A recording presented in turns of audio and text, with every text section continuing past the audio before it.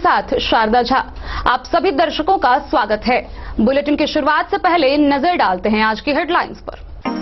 अंधराठारी प्रखंड के गौरअंधरा गांव में सर्पदंश से एक 12 वर्षीय बच्ची की हुई मौत। बीते वर्ष छोटे भाई की सर्पदंश के कारण ही हुई थी मौत।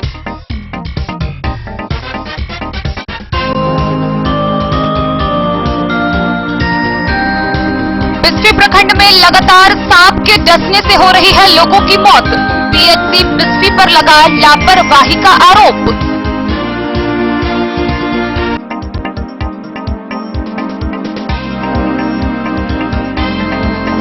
मधुबनी शहर का प्रख्यात बीएनझा कॉलोनी टापू में हुआ तब्दील। कई घरों में घुसा पानी, हजारों की आबादी परेशान।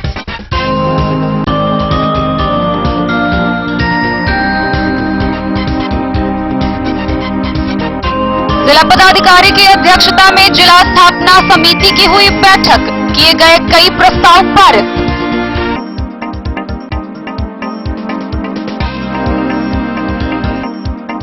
मधवापुर पीएचसी के स्वास्थ्य कर्मचारी सुदिष्ट नारायण झा हुए पंडौल स्थानांतरित।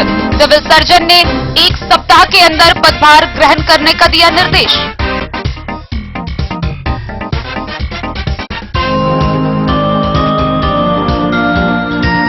कमला नदी के दाएं व बाएं तटबंध की निगरानी बाढ़ नियंत्रण विभाग के अधिकारियों ने रखी। एजेंसी के कर्मियों के द्वारा रखा जा रहा है 24 घंटे नजर।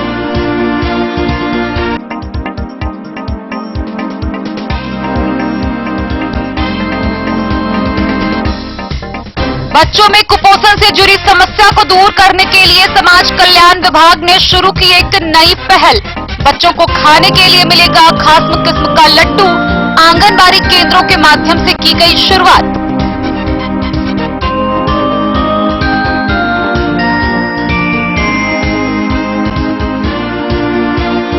बेनीपट्टी थाना की पुलिस ने गश्ती के दौरान 5 बोतल नेपाली शराब के साथ 7 आरोपी को किया गिरफ्तार।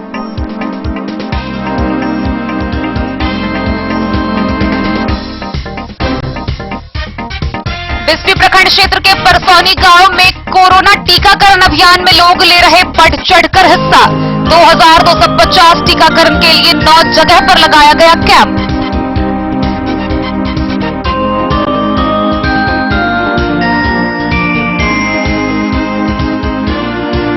साहरघाट की पुलिस ने गुप्त सूचना के आधार पर केरवा में की छापेमारी। भूसा घर से बरामद किए गए 1800 बोतल शराब, तस्कर फरार।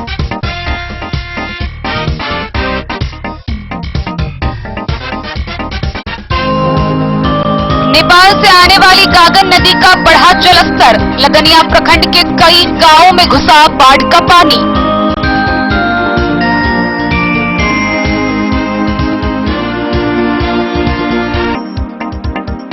बनकट्टा से दामोदरपुर की आवाजाही के लिए बेनीपट्टी के बनकट्टा में बना डाइवर्जन बछराजा नदी के पानी में बहा। 50,000 लोगों को हुई आवाजाही की समस्या।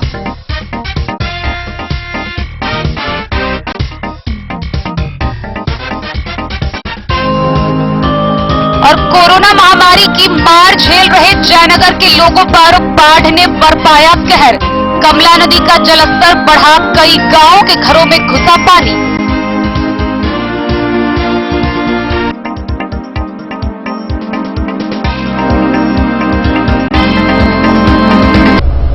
खबरें अब विस्तार से।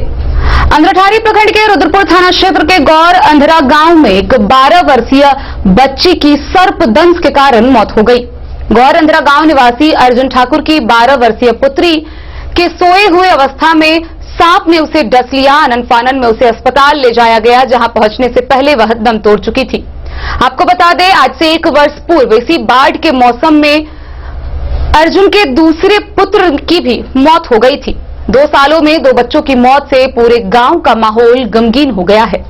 रुद्रपुर थाना क्षेत्र के गौरअंधरा गांव में गुरुवार की देर रात सर्पदंश से एक 12 वर्षीय बच्ची की मौत हो गई। मौत के बाद से गांव का माहौल गमगीन हो गया है। मिली जानकारी के अनुसार गौरअंधरा गांव निवासी अर्जुन ठाकुर की 12 वर्षीय पुत्री काजल अपने घर में माता और 2 बहन के साथ सोई थी। इसी दौरान रात के करीब 1 बजे एक विषैले सर्प ने दंश मार दिया। सुबह 4 बजे बच्ची ने अपने माता को पेट में दर्द होने की जानकारी दी।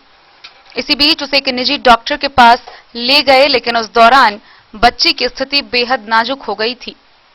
परिजनों ने आनन फानन में अंधराठारी अस्पताल में भर्ती कराया, लेकिन उसकी मौत हो गई।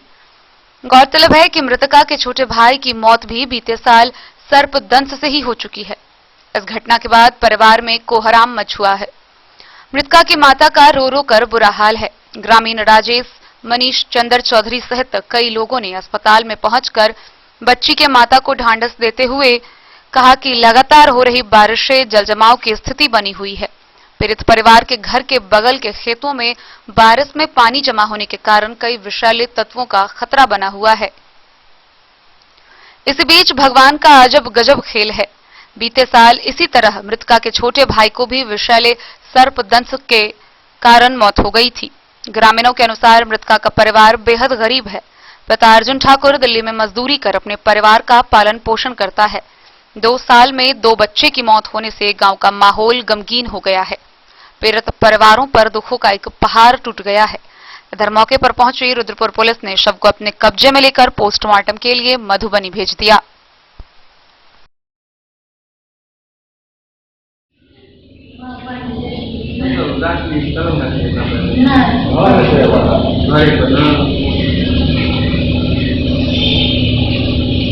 बच्चा जो सर्पदंश से मौत हुई है, मतलब कब की घटना है?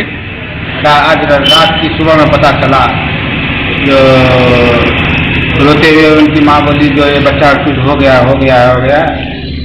गांव में एक मतलब डॉक्टर थे, टेम्पोररी डॉक्टर। अच्छा, इससे मुझे पता, इससे पहले भी 1 साल पहले इसका भाई भी सर्पदंश से ही मरा हुआ है शायद। हाँ, मौत हो गई है। और ये उसकी बहन थी क्या? हाँ, उसकी बहन थी। 1 साल की 2 साल हुआ था पहले। 1 साल पहले घटना उनके परिवार में ये घटना दोबारा हो गया है। क्या नाम है उनके पिताजी का, बच्चे का? अर्जुन ठाकुर। कहाँ के निवासी है? गौर गांव का।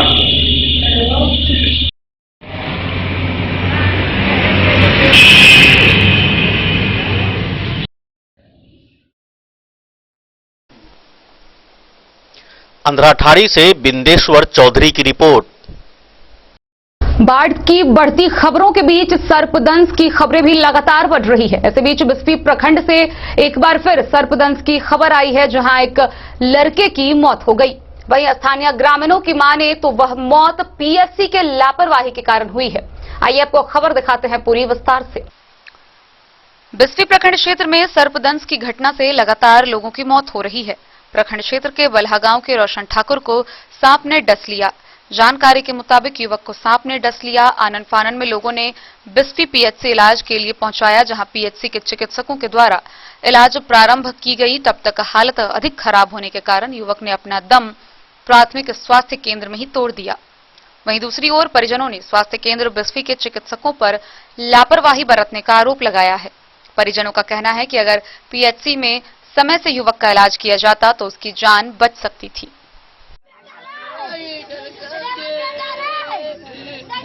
बिस्फी से सत्यनारायण यादव की रिपोर्ट।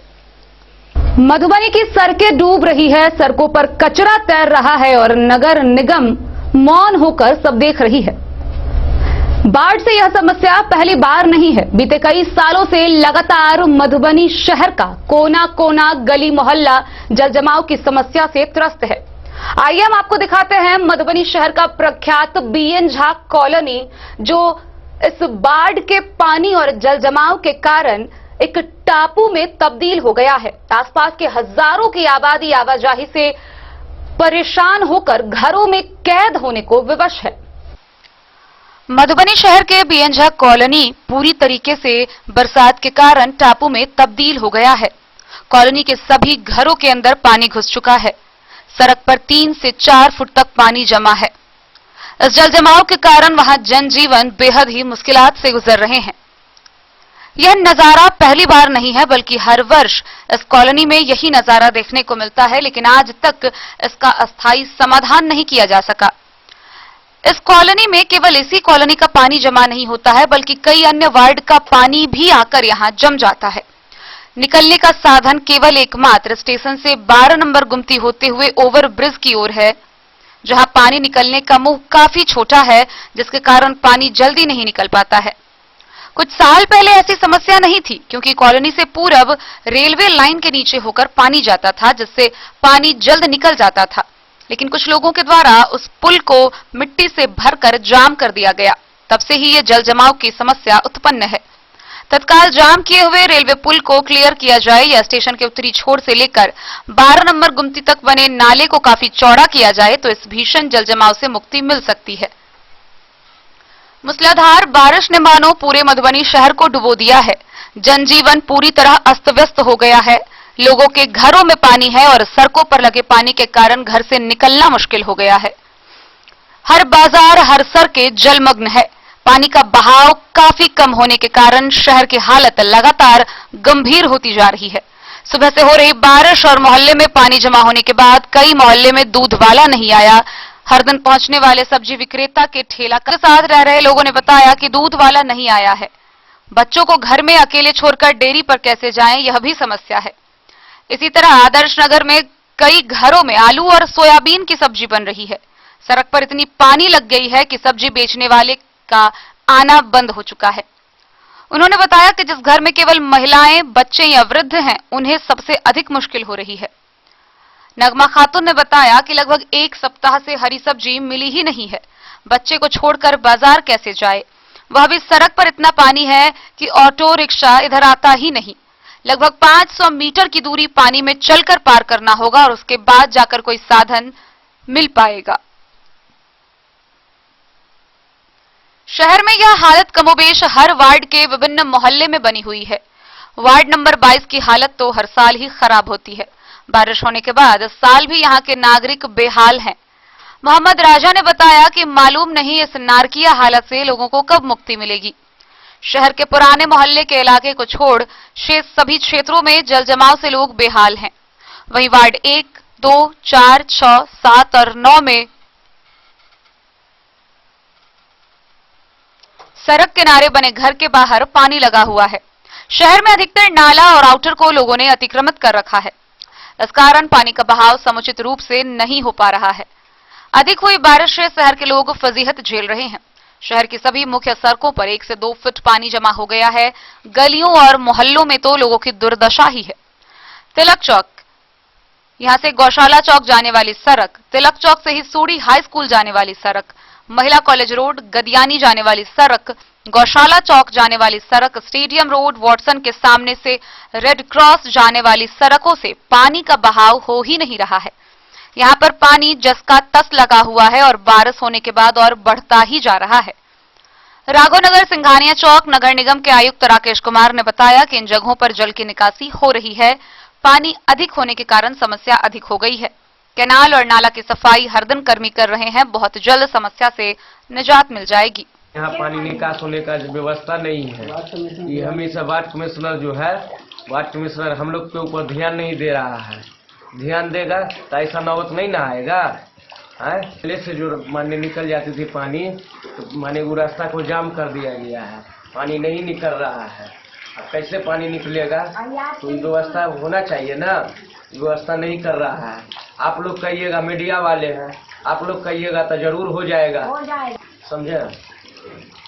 घर के घरों में पानी है। हाँ भाई, हम लोग से दिक्कत है। बहुत पानी भरा हुआ है। खाने पकाने का भी दिक्कत है। कहाँ पर खाएंगे, कहाँ पर सूतेंगे, आगने मिटने का भी तकलीफ होता है। हम लोग हमेशा पानी में हम डूबे रहते हैं। कोई पानी का निकास भी नहीं निकलता है। आप लोग कैसे करेंगे? हम लेने के लिए आएगा। हाँ, वोट लेने कैसे? हमारी है तो दादी है तो बहन है, सब आने का वोट लेने का, सब घरे घरे सब आएगा। कोई पानी का व्यवस्था नहीं निकल रहा है।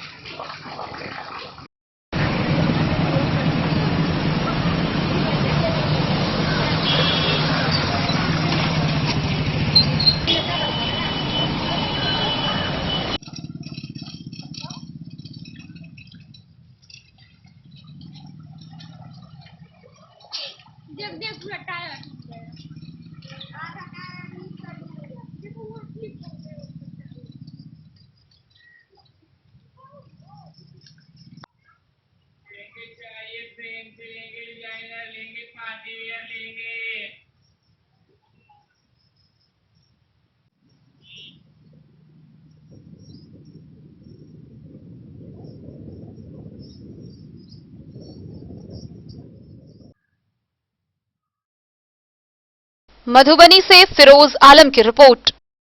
मधुबनी समाहरणालय स्थित जिला पदाधिकारी के कार्यालय प्रकोष्ठ में स्थापना समिति की एक बैठक हुई। इस दौरान जिला पदाधिकारी अमित कुमार ने उपस्थित पदाधिकारियों को कई निर्देश दिए व उपस्थित पदाधिकारियों ने कई विभिन्न प्रस्ताव रखे।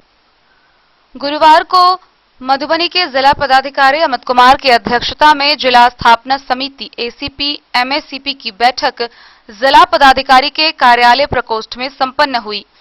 इस दौरान अपर समाहर्ता उप विकास आयुक्त, स्थापना उप समाहर्ता, निदेशक डीआरडीए,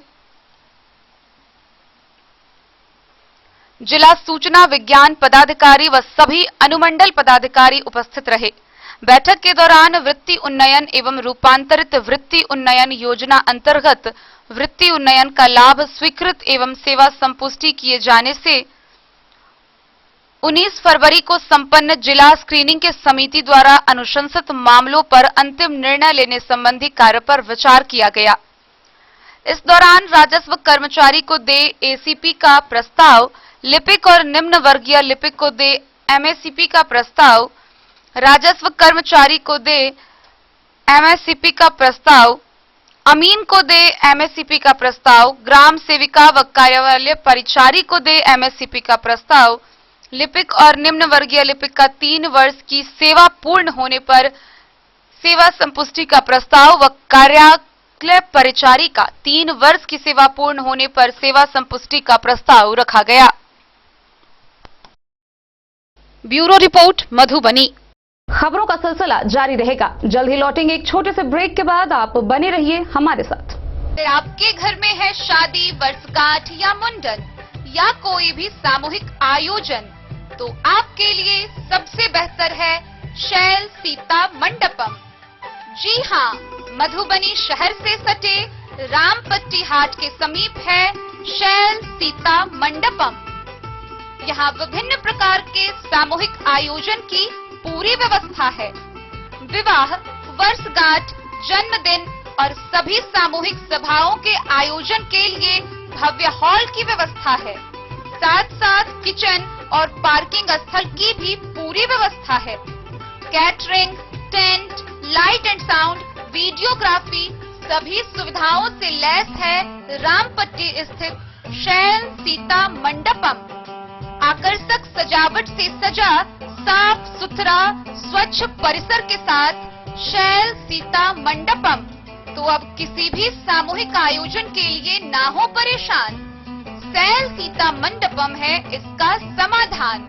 पता याद रखेंगे, शैल सीता मंडपम, रामपट्टी हाट के समीप, मधुबनी। बेहतरीन साड़ियों एवं रेडीमेड कपड़ों का अनूठा संगम, बॉम्बे फैशन।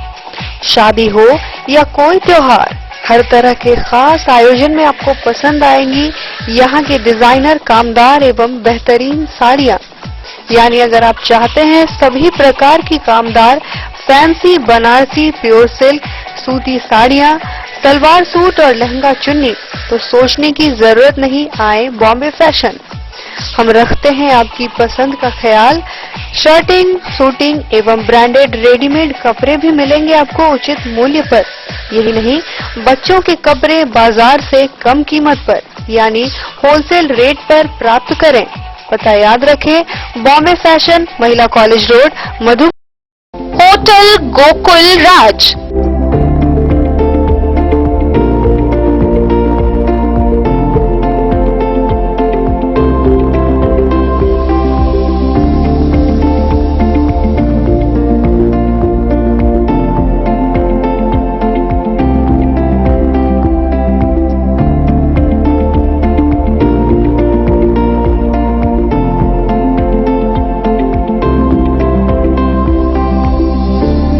शहर के भीड़ भाड़ से दूर शांति और सुकून से भरे वातावरण में मधुबनी शहर के लहरियागंज वार्ड नंबर 1 में पूरे मिथिलांचल क्षेत्र का सबसे भव्य होटल होटल गोकुल राज 4 मंजिला इमारत की इस होटल में है 4 बड़े बड़े बैंकेट हॉल, रिंग सेरेमनी, शादी, मीटिंग या पार्टी, हर एक आयोजन के लिए अलग से हॉल की व्यवस्था, रेस्टोरेंट की व्यवस्था जहां एक से बढ़कर एक लजीज व्यंजनों का मिलेगा संगम और रहने का उचित प्रबंध, suite room, AC room, non AC room से सुसज्जित होटल जहां लिफ्ट की भी है व्यवस्था, पार्किंग का पूरा इंतजाम। तो आइए और जिंदगी में खुशियों से भरी यादें शामिल करिए। होटल गोकुल राज मधुबनी में आप लोगों का स्वागत है। होटल गोकुल राज, लहरियागंज, वार्ड नंबर 1, मधुबनी। कारक कलर्स, मेसर्स विश्वनाथ कारक, लोहापट्टी, मधुबनी। यहाँ उपलब्ध है Sakarni wall guard, white cement, polymer base wall putty, दीवारों और प्लास्टर को पकड़े जकर के सकरनी प्लास्टर बॉन्ड, अद्वितीय उत्पाद जिसे जर्मन टेक्नोलॉजी के सहायता से किया गया है तैयार। किसी प्रकार के हैकिंग की आवश्यकता नहीं, सतह के साथ डुअल बॉन्डिंग, ज्यादा कवरेज, प्रयोग के बाद रंगीन होने के कारण प्रयोग किए हुए सतह का पता चलता है, पानी और नमी को रोकने की क्षमता रखता है, समय कम लगता है यानी पैसे की बचत, कंस्ट्रक्शन स्ट्रक्चर को कोई नुकसान नहीं, सामान्य तापमान में 9 महीने तक बंद पैकिंग में ठीक रहता है, 5, 10 और 20 किलो पैकिंग में उपलब्ध। Sakarni wall guard, white cement, polymer base wall putty, Karak colours, messrs Vishwanath Karak, Lohapatti, Madhubani. Jewellery house Swarnashree, सोने की शुद्धता मापने वाला यंत्र कैरेटोमीटर यहाँ उपलब्ध है, क्योंकि सोने की शुद्धता और आपके विश्वास के साथ कोई समझौता नहीं। रत्न, सोना व चांदी के हर तरह के आभूषणों के लिए एक बार अवश्य आएं। लाइट वेट व बेहतरीन कारीगरी वाले गहनों का अनूठा संगम, आपका भरोसा ही है हमारी पूंजी। बिना किसी मिलावट व पूरी शुद्धता के साथ हॉलमार्क गहने आपको देना हमारा परम कर्तव्य। तो देर किस बात की, अपने मनपसंद गहनों की खरीदारी के लिए आज ही आए। पता याद रखें, ज्वेलरी हाउस स्वर्णश्री, बड़ा बाजार, मधुबनी।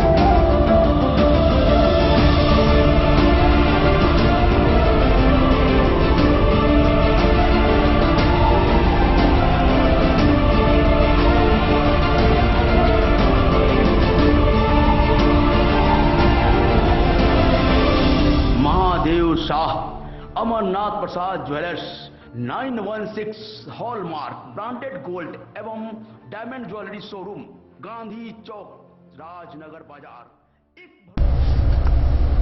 मधवापुर स्थित प्राथमिक स्वास्थ्य केंद्र के स्वास्थ्य कर्मचारी सुदिष्ट नारायण झा का पंडौल के पीएचसी में तबादला किया गया है। वहीं इसको लेकर सिविल सर्जन ने 1 सप्ताह के अंदर पदभार ग्रहण करने को लेकर निर्देश जारी किया है। मधवापुर पीएचसी के स्वास्थ्य कर्मचारी सुदिष्ट नारायण झा को पंडौल पीएचसी में 1 सप्ताह के अंदर पदभार ग्रहण करने के लिए सिविल सर्जन ने निर्देशित किया है।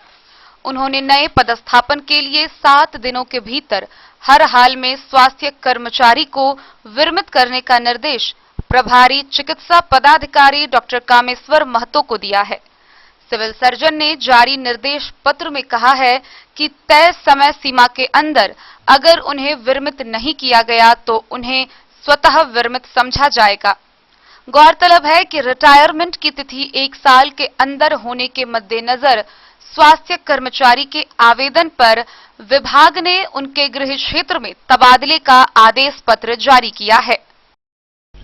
मधवापुर से शत्रुमर्दन कुमार की रिपोर्ट। जयनगर स्थित कमला नदी के दाएं व बाएं तटबंध को लेकर बाढ़ नियंत्रण विभाग के अधिकारी व कर्मी 24 घंटे इस पर नजर रखे हुए हैं। मोबाइल ट्रैकर के माध्यम से बाढ़ की स्थिति की समीक्षा की जा रही है और सुरक्षा के दृष्टिकोण से तैयारियां चल रही है। सीमावर्ती क्षेत्र जयनगर अनुमंडल मुख्यालय स्थित कमला नदी के दायां व बायां तटबंध की निगरानी बाढ़ नियंत्रण विभाग के अधिकारियों व एजेंसी के कर्मियों के द्वारा 24 घंटे रखी जा रही है। किसी अनहोनी आपदा पर काबू पाने के लिए विभागीय अधिकारियों ने मोबाइल ट्रैकर के माध्यम से जयनगर के अधीन कमला नदी के दाएं भाग 0 से 7 किलोमीटर व बाएं भाग 6 से 11 किलोमीटर तक विभागीय अभियंताओं के द्वारा एजेंसी कर्मियों के साथ तटबंध की सुरक्षा को लेकर तत्पर से देखा जा रहा है। कनिया अभियंता संगम पटेल व मनोज कुमार ने बताया कि जयनगर प्रखंड के सेलड़ा गांव स्थित कमला नदी के बायां पूर्वी तटबंध 8 से 9 किलोमीटर के पास कई जगहों पर पानी रिसाव होने पर बाढ़ नियंत्रण विभाग के अभियंताओं के तत्परता के कारण किसी बड़े आपदा पर 100 समय काबू पाते हुए रिसाव स्थल पर एजेंसी के कर्मियों के सहयोग से बालू भरा बोरा वेल बनाकर रोका गया। इस स्थलों पर विभागीय अभियंताओं के द्वारा सतर्कता बरतते हुए निगरानी रखी जा रही है। कनिया अभियंता ने बताया कि जयनगर प्रखंड क्षेत्र के कमला नदी के दायां व बायां तटबंध के सुरक्षा के लिए प्रत्येक 1 किलोमीटर पर स्थानीय लोगों के टोली को एजेंसी के माध्यम से चिन्हित स्थलों के निगरानी के लिए रखा गया है, जबकि पूर्व में दोनों तटबंध के सुरक्षा की जिम्मेदारी होमगार्ड को दी गई थी। उन्होंने कहा कि मोबाइल ट्रैकर के माध्यम से दोनों तटबंध की सुरक्षा पर निगरानी 24 घंटे रखी जा रही है, जिस ट्रैकर पर बिजली मजदूर की व्यवस्था की गई है। रिसाव स्थल पर त्वरित कार्रवाई के लिए मोबाइल ट्रैकर बनाया गया है। गौरतलब है कि कमला नदी में पानी के दबाव कम होने के कारण कई स्थानों पर कटाव होने की सूचना मिली है।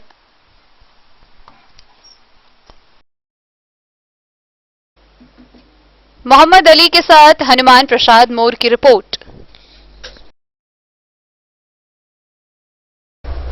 विगत 2 वर्षों से कोरोना महामारी की मार झेल रहे लोगों के कारण आंगनबाड़ी केंद्र का संचालन पूरी तरह ठप पड़ा है, जिसको लेकर नवजात शिशुओं के बीच पौष्टिक आहार नहीं पहुंच पा रहे हैं। गर्म पके हुए भोजन के बजाय उनके घर पर सूखा राशन पहुंचाया जा रहा है। हालांकि इस मामले में समाज कल्याण विभाग ने पहल करते हुए नया निर्देश जारी किया है, जिसके तहत हर जगह नवजात शिशुओं को एक खास किस्म का लड्डू खिलाया जाएगा, जो कि पौष्टिक आहार से निर्मित है और इसके लिए आंगनबाड़ी सेविकाओं को प्रशिक्षण दिया जा चुका है। सेविकाओं के माध्यम से बच्चों तक यह पौष्टिक लड्डू पहुंचाया जाएगा। वैश्विक महामारी कोरोना संक्रमण की वजह से आंगनबाड़ी केंद्रों का संचालन लंबे समय से बाधित है, जिस कारण आंगनबाड़ी केंद्रों पर नवजात शिशुओं को गर्म पौष्टिक आहार उपलब्ध नहीं हो पा रहा है। इसके स्थान पर सूखा राशन बच्चों के घर पहुंचाया जा रहा है। बच्चों में कुपोषण से जुड़ी हुई समस्याओं को दूर करने के लिए इसे अपर्याप्त मानते हुए समाज कल्याण विभाग के द्वारा एक नई शुरुआत की गई है, जिसके तहत बच्चों को अब हाई एनर्जी फूड की रेसिपी के तहत खास किस्म के लड्डू को पोषक क्षेत्र के बच्चों के घर खाने के लिए दिया जाएगा। पूरे मधुबनी में इस कार्यक्रम की विधिवत शुरुआत गुरुवार को की गई। जिले के सभी प्रखंड के आंगनबाड़ी केंद्र आईसीडीएस के द्वारा पौष्टिक लड्डू व सत्तू लड्डू का वितरण किया गया। आईसीडीएस डीपीओ डॉक्टर रश्मि वर्मा ने बताया कि जिले के सभी आंगनबाड़ी केंद्रों पर आने वाले नवजात शिशुओं के लिए टेक होम राशन की व्यवस्था है, लेकिन यह पके हुए भोजन के व्यवस्था अलग से की गई है। नई व्यवस्था के तहत आंगनबाड़ी केंद्रों के माध्यम से टेक होम राशन की जगह बच्चों को पौष्टिक लड्डू व चूर्ण उपलब्ध कराया जाएगा, जिसे आंगनबाड़ी केंद्रों की सेविकाओं के द्वारा इसे तैयार किया जाएगा और इसको लेकर सेविकाओं को प्रशिक्षित किया जा चुका है। खास तरह के लड्डू को लंबे समय तक इस्तेमाल किया जा सकता है, जो बच्चों के पोषण से संबंधित सभी तरह की आवश्यकताओं को पूरा करने के लिहाज से काफी महत्वपूर्ण होगा। राष्ट्रीय पोषण अभियान की जिला समन्वयक स्मित प्रतीक सिन्हा ने बताया, आंगनबाड़ी केंद्रों के माध्यम से बच्चों को फिलहाल गर्म पका हुआ भोजन उपलब्ध नहीं हो पा रहा है, जिसके बदले में उन्हें आंगनबाड़ी केंद्रों पर ही सुपाच्य आहार के रूप में पौष्टिक लड्डू व सत्तू लड्डू तैयार कर पोषक क्षेत्र के सभी बच्चों के बीच वितरित किया जाएगा। प्रधानमंत्री मातृ वंदना योजना के जिला समन्वयक अंजनी कुमार झा ने बताया कि पोषक क्षेत्र की वैसी महिलाएं जिनके घर में छोटे छोटे बच्चे हैं, वैसे लोगों को भी सेविकाओं के माध्यम से लड्डू बनाने के लिए जानकारी दी जाएगी, ताकि वे इसे अपने घर पर भी इस तरह से लड्डू को तैयार कर अपने बच्चों को खाने के लिए देंगी।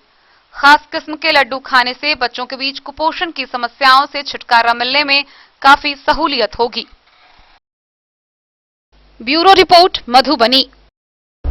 बीती रात बेनीपट्टी थाना की पुलिस ने रात्रि गश्ती के दौरान 5 बोतल नेपाली शराब के साथ 7 आरोपियों को गिरफ्तार किया है। इस मामले में एक बोलेरो भी जब्त की गई है। बेनीपट्टी थाना की पुलिस ने बीती रात गश्ती के दौरान 5 बोतल नेपाली शराब के साथ 7 व्यक्तियों को गिरफ्तार किया है और पुलिस ने शराब के साथ एक बोलेरो को भी जब्त किया है। देवधा के मोहम्मद साबिर राइन, मनोज साह, दिलीप मंडल, संजय साह, अनिल साह व नेपाल खजूरी के रवि कुमार व मनीष साह को गिरफ्तार किया गया है। यह कार्रवाई थाना के अवर निरीक्षक सदन राम ने की है। इस बाबत एसएचओ अरविंद कुमार ने बताया कि केस दर्ज कर सभी आरोपियों को जेल भेजा जा रहा है।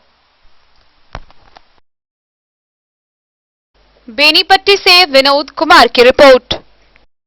खबरों का सिलसिला जारी रहेगा। जल्द ही लौटेंगे एक छोटे से ब्रेक के बाद। आप बने रहिए हमारे साथ।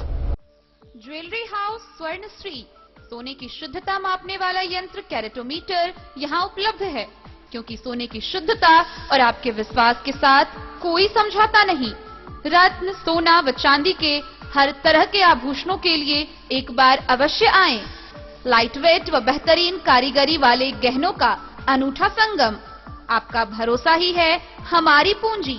बिना किसी मिलावट व पूरी शुद्धता के साथ हॉलमार्क गहने आपको देना हमारा परम कर्तव्य। तो देर किस बात की, अपने मनपसंद गहनों की खरीदारी के लिए आज ही आए। पता याद रखें, jewellery house Swarnashree, Bada Bazar, Madhubani. Shakuntala sales DG world. Shakuntala sales DG world, यहाँ आपको मिलेगा हर तरह का इलेक्ट्रॉनिक होम अप्लायंसेज। जी हाँ, घर के जरूरत और ऐशो आराम के सभी इलेक्ट्रॉनिक उपकरण यहाँ उपलब्ध हैं। उचित मूल्य के साथ विभिन्न कंपनियों के सामानों के लिए डीजी वर्ल्ड देता है आपको विश्वसनीयता की पूरी guarantee. Whirlpool, Godrej, LG, Samsung, Sansui, Videocon सहित कई और कंपनियों के सामान उचित मूल्य पर प्राप्त करें।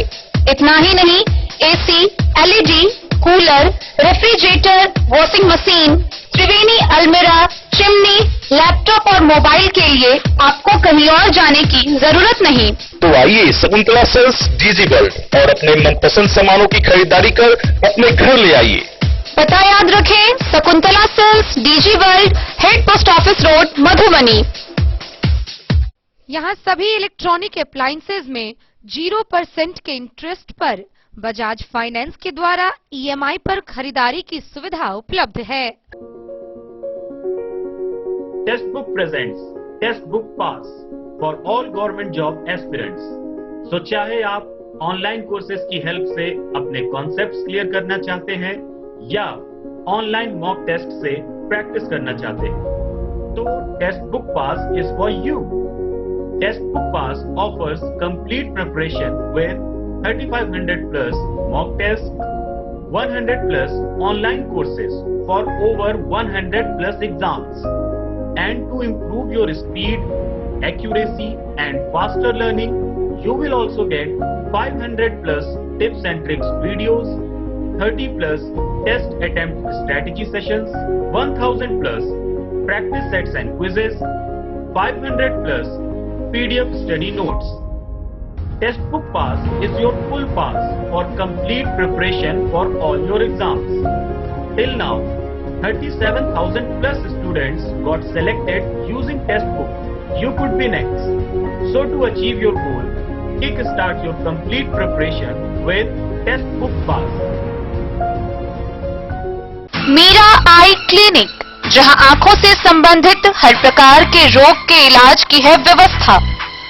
दिल्ली के मशहूर college Maulana Azad medical college से प्रशिक्षित डॉक्टर संजीव कुमार शर्मा के द्वारा किया जाता है आंखों के रोग का इलाज, काला मोतिया के स्क्रीनिंग और मैनेजमेंट की व्यवस्था, डायबिटिक रेटिनोपैथी के इलाज की व्यवस्था, कंप्यूटराइज्ड आई टेस्टिंग या लेजर कैप्सुलोटॉमी की भी पूरी व्यवस्था।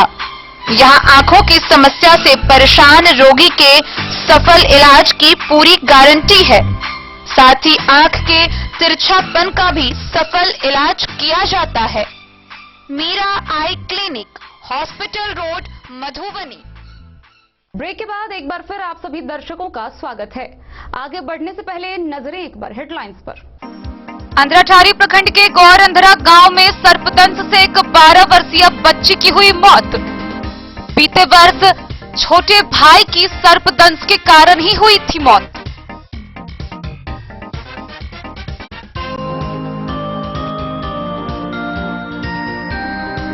बिस्फी प्रखंड में लगातार सांप के डसने से हो रही है लोगों की मौत। पीएचसी बिस्फी पर लगा लापरवाही का आरोप।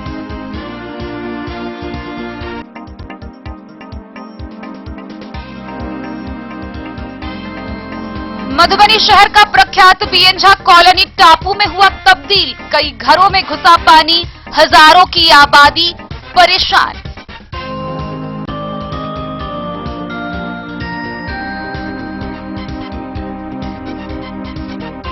जिला पदाधिकारी की अध्यक्षता में जिला स्थापना समिति की हुई बैठक, किए गए कई प्रस्ताव पारित।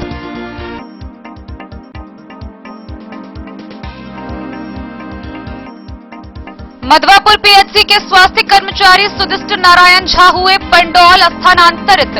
सिविल सर्जन ने 1 सप्ताह के अंदर पदभार ग्रहण करने का दिया निर्देश।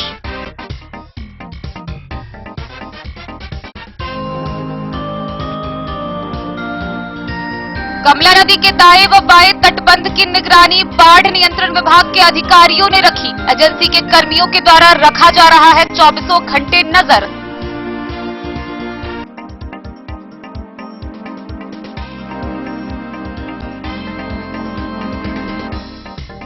बच्चों में कुपोषण से जुड़ी समस्या को दूर करने के लिए समाज कल्याण विभाग ने शुरू की एक नई पहल।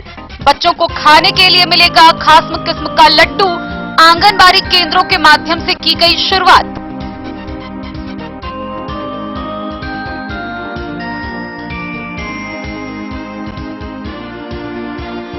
बेनीपट्टी थाना की पुलिस ने गश्ती के दौरान 5 बोतल नेपाली शराब के साथ 7 आरोपी को किया गिरफ्तार।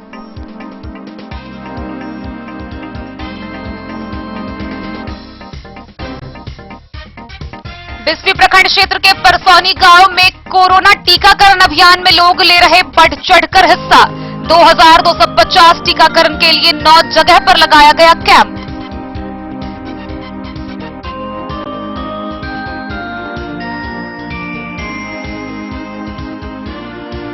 साहरघाट की पुलिस ने गुप्त सूचना के आधार पर केरवा में की छापेमारी। भूसा घर से बरामद किए गए 1800 बोतल शराब, तस्कर फरार।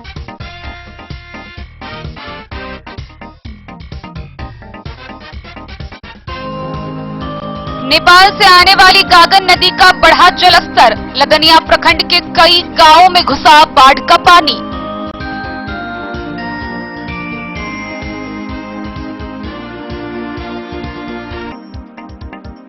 बनकट्टा से दामोदरपुर की आवाजाही के लिए बेनीपट्टी के बनकट्टा में बना डाइवर्जन बछराजा नदी के पानी में बहा। 50,000 लोगों को हुई आवाजाही की समस्या।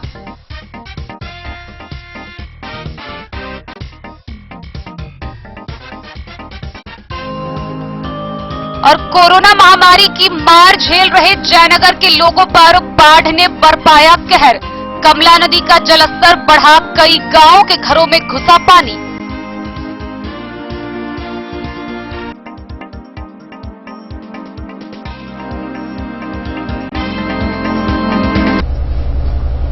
बिस्फी प्रखंड के परसौनी गांव में जोर शोर से टीकाकरण अभियान चल रहा है। इस दौरान मुस्लिम समुदाय की महिलाएं विशेषतः भारी संख्या में हिस्सा ले रही हैं। कुल 2250 लोगों के टीकाकरण के लिए परसौनी गांव के 9 विभिन्न जगहों पर टीकाकरण केंद्र लगाया गया था। बिस्फी प्रखंड क्षेत्र के परसौनी गांव में मुस्लिम महिलाओं ने कोविड-19 टीका के लिए बढ़ चढ़कर हिस्सा लिया। टीका के प्रति इस समुदाय में काफी उत्साह देखने को मिला। यूनिसेफ के बीएमसी आफ्ताब आलम ने बताया कि 1200 लोग टीका ले चुके थे। स्वास्थ्य प्रबंधक ने कहा कि टीका जिला से 2200 प्राप्त हुआ था। इसके लिए 9 जगह पर टीका कैंप लगाया गया। सुबह में बारिश होने के बावजूद भी लोगों में टीका लेने के लिए उत्साह देखा गया। टीका लेने के लिए लोगों की लंबी लंबी कतारें बनी रही। प्रखंड विकास पदाधिकारी के द्वारा सभी सत्र पर कार्यपालक सहायक को लगाया गया, जो समय से टीका देने के पश्चात पोर्टल पर एंट्री हो सके।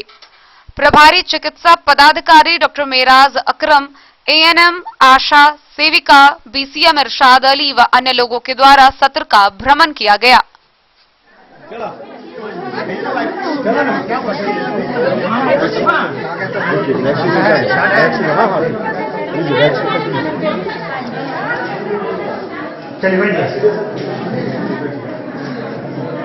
और लोग भेजिए। आपका क्या हुआ? बिस्फी से सत्यनारायण यादव की रिपोर्ट। साहरघाट थाना के पुलिस ने गुप्त सूचना के आधार पर केरबा गांव से छापेमारी की। इस दौरान भूसा के एक घर से भारी मात्रा में कुल 1800 बोतल शराब बरामद किए गए। हालांकि इस मामले को लेकर तस्कर मौके से फरार हो गया, लेकिन ग्रामीणों की पहचान के अनुसार तस्कर पर प्राथमिकी दर्ज कर उसकी गिरफ्तारी के लिए पुलिस की छानबीन जारी है। केरवा में छापेमारी के दौरान पुलिस ने भूसा घर से 1800 बोतल शराब का स्टॉक बरामद किया। मौके से आरोपी फरार हो गया। यह कार्रवाई गुरुवार को साहरघाट पुलिस ने गुप्त सूचना पर की। सब इंस्पेक्टर टीपी सिंह के साथ सशस्त्र पुलिस टीम छापेमारी के मौके पर थी। उन्होंने बताया कि 300 ml की शराब की बोतलें 12 बोरियों के अंदर में 60 कार्टून में पैक थी। आरोपी का नाम सीता शरण यादव है। ग्रामीणों की पहचान पर उसके खिलाफ एफआईआर दर्ज कर ली गई है। थानाध्यक्ष सुरेंद्र पासवान ने कहा कि आरोपी के खिलाफ आवश्यक कार्रवाई की अनुशंसा की गई है। मधवापुर से शत्रुमर्दन कुमार की रिपोर्ट। पड़ोसी देश नेपाल से आने वाली गागन नदी में लगातार हो रही बारिश के बाद जलस्तर में वृद्धि हुई है और इस वृद्धि के कारण लदनिया प्रखंड क्षेत्र के कई गांवों में बाढ़ का पानी घुस गया है। पड़ोसी देश नेपाल से आने वाली गागन नदी में जल के जलस्तर में बढ़ोतरी हुई है। इसका पानी दोनवारी, पथलगाढ़ा, जानकी नगर, तेनुआही गांवों में फैलता चला जा रहा है। गांव के बधार व मोहल्ले पानी से भर रहे हैं। दर्जन भर गांव में पानी का प्रवेश हो गया है। जनजीवन अस्त व्यस्त है। धान के बिचरे सड़ गए हैं।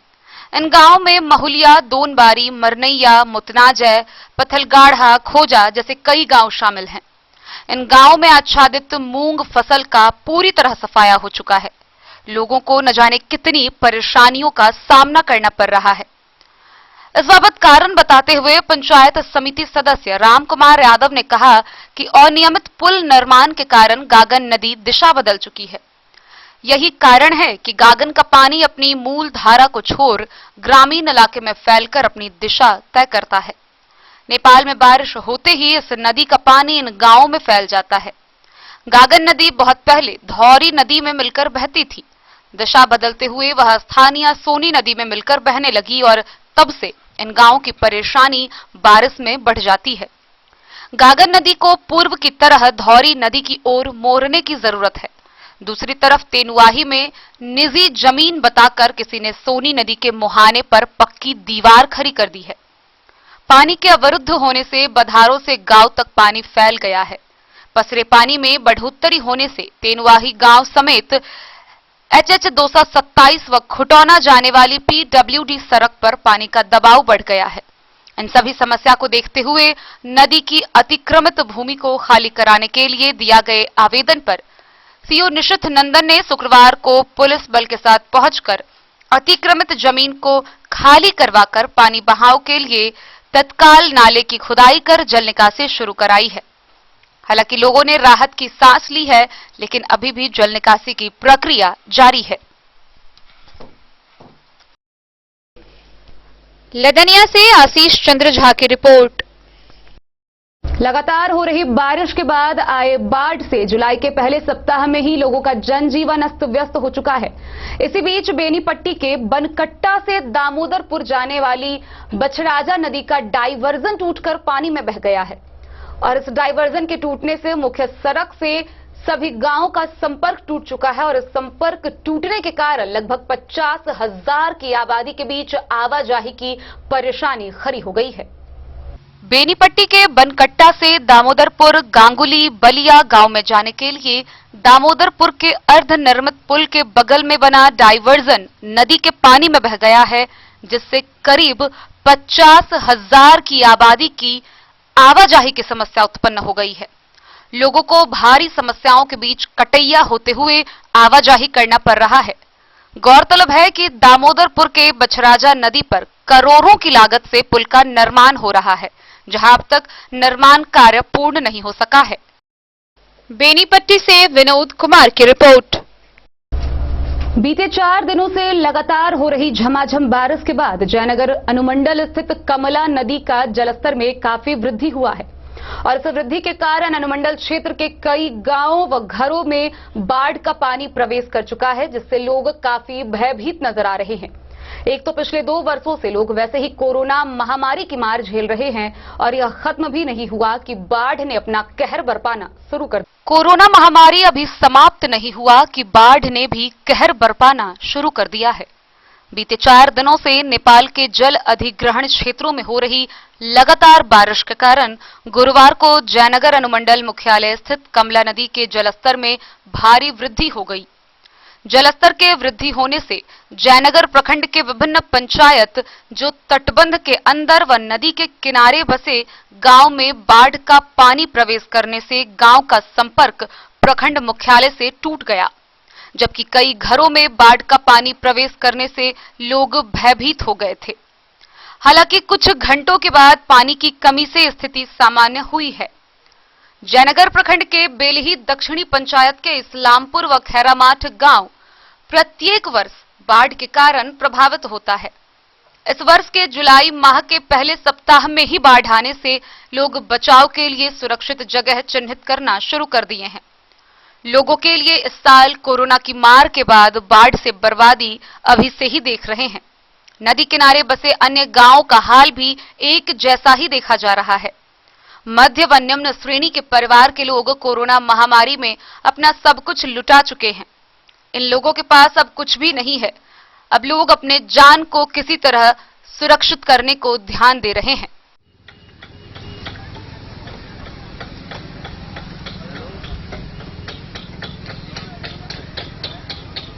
हेलो,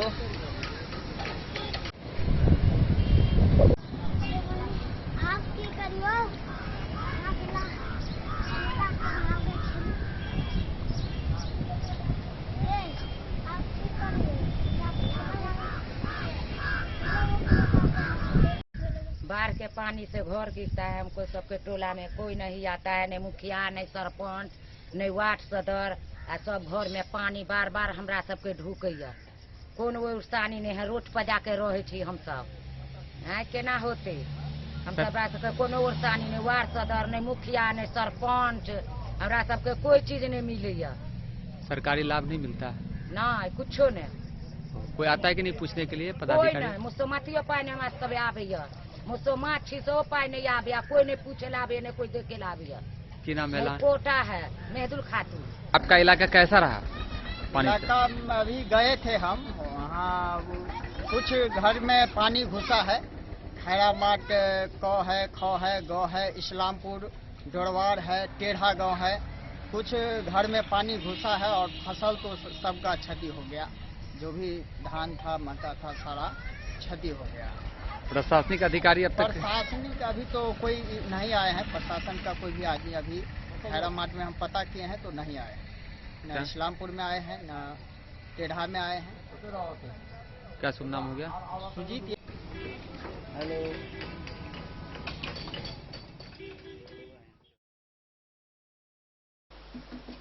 मोहम्मद अली के साथ हनुमान प्रसाद मोर की रिपोर्ट। गुरुवार को खजौली प्रखंड स्थित ब्लॉक रोड के पेट्रोल पंप के समीप डीके ऑटोमोबाइल का शुभारंभ हुआ, जिसका उद्घाटन मधुबनी एजेंसी के प्रबंधक धीरज कुमार सिंह ने फीता काटकर किया।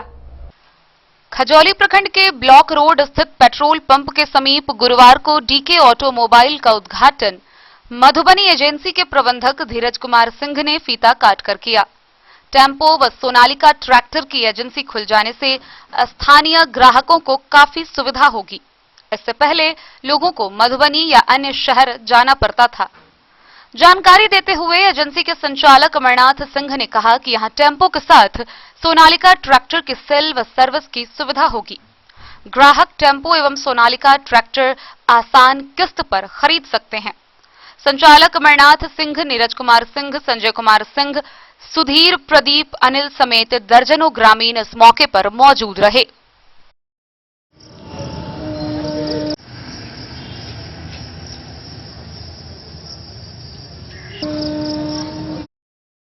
खजौली से सुधांशु ठाकुर की रिपोर्ट। मंगलवार को मधुबनी स्थित सरिसप पाही महाविद्यालय पर अखिल भारतीय परिषद के कार्यकर्ताओं की एक बैठक हुई। इस बैठक के दौरान मुख्यतः बीते दिनों चलाए जाने वाले आरोग्य रक्षक अभियान की समीक्षा की गई। साथ ही आने वाले दिनों में आरोग्य संजीवनी अभियान को लेकर चर्चा की गई। आरोग्य संजीवनी अभियान के तहत अखिल भारतीय विद्यार्थी परिषद के द्वारा पूरे जिले भर में 30,000 फलदार पौधे लगाने का लक्ष्य रखा गया है। अखिल भारतीय विद्यार्थी परिषद के सरिसप पाही महाविद्यालय पर बैठक हुई, जिसमें बैठक को संबोधित करते हुए पूर्व जिला संयोजक और वर्तमान प्रदेश कार्यकारिणी समिति सदस्य अशोक कुशवाहा ने कहा कि पूरे बिहार में सभी इकाइयों में एक साथ इकाई दर्शन का कार्यक्रम शुरू किया गया है। इस कार्यक्रम के तहत प्रवासी कार्यकर्ता प्रदेश के सभी इकाई में जाकर बैठक करेंगे और वहां की समस्या से रूबरू होंगे। इस बैठक में आगामी 9 जुलाई को स्थापना दिवस को धूमधाम से मनाने व पूर्व में चलाए गए आरोग्य रक्षक अभियान की समीक्षा की गई।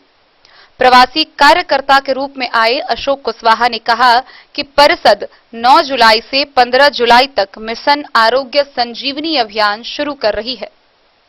इसके अंतर्गत बड़े पैमाने पर पौधारोपण किया जाएगा। प्रदेश कार्यकारिणी समिति सदस्य अशोक कुशवाहा ने कहा कि इस कार्यक्रम के तहत लगभग पूरे जिले में 30,000 पौधारोपण किया जाएगा। जिला एसएफडी के प्रमुख सूर्यदीप प्रसाद गुप्ता ने कहा कि इसको लेकर मधुबनी जिला के प्रत्येक गांव में आरोग्य मिशन संजीवनी की टीम बनाकर उसका एक प्रमुख बनाया जाएगा और पूर्व छात्र संघ अध्यक्ष रंजन कामती, जिला सोशल मीडिया प्रभारी प्रहलाद कुमार, विजय मंडल पुष्कर, विजय सुमन कुमार ने अपने इकाई में 500 पौधा लगाने और उनकी देखरेख का संकल्प लिया। मौके पर मणिभूषण कुमार, नारायण कामती, रंजन कामती, प्रकाश झा, अनीश कुमार, रोशन कुमार, कॉलेज अधिकारी अनायत हुसैन और साथी कार्यकर्ता मौजूद रहे। मधुबनी से फिरोज आलम की रिपोर्ट। आज के इस बुलेटिन में फिलहाल इतना ही। कल फिर हाजिर होंगे नए खबरों के साथ। तब तक दीजिए पूरी टीम को इजाजत और मधुबनी की हर छोटी बड़ी खबरों के लिए देखते रहिए DIN न्यूज। नमस्कार।